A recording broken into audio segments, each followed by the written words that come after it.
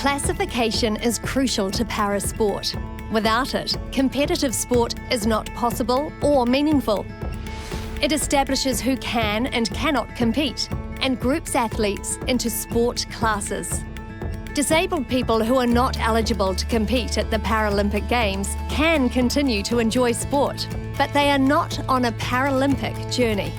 The classification system of each sport is different, but its aim is always the same: to minimise the impact of someone's impairment on the outcome of competition. Classification might seem complicated, but so are people. No two para-athletes are completely identical. Athletes may look different to their competitors, as there is a spectrum of impairments in each class.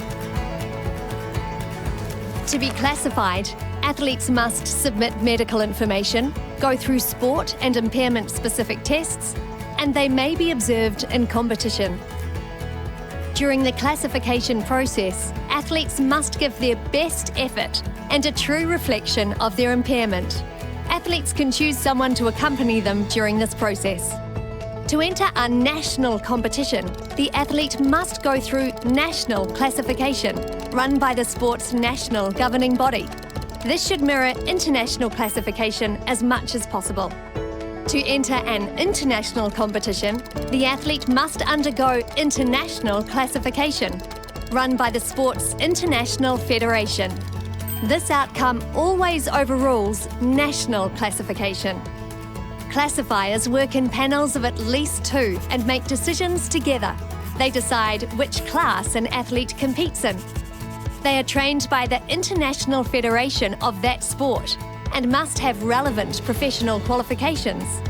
For example, they could be a physiotherapist or an ophthalmologist. Intentional misrepresentation, where someone fakes their level of impairment, is cheating.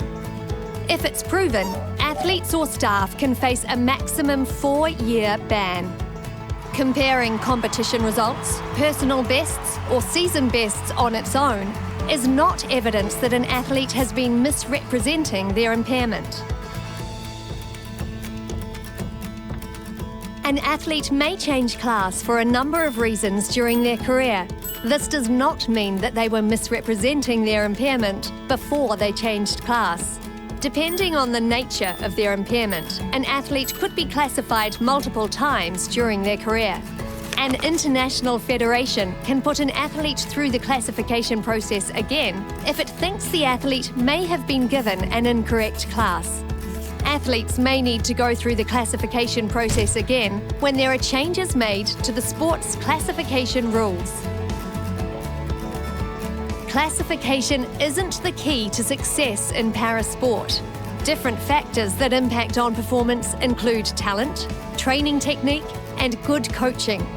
Athletes have successfully won gold medals despite being considered amongst the most impaired in their class.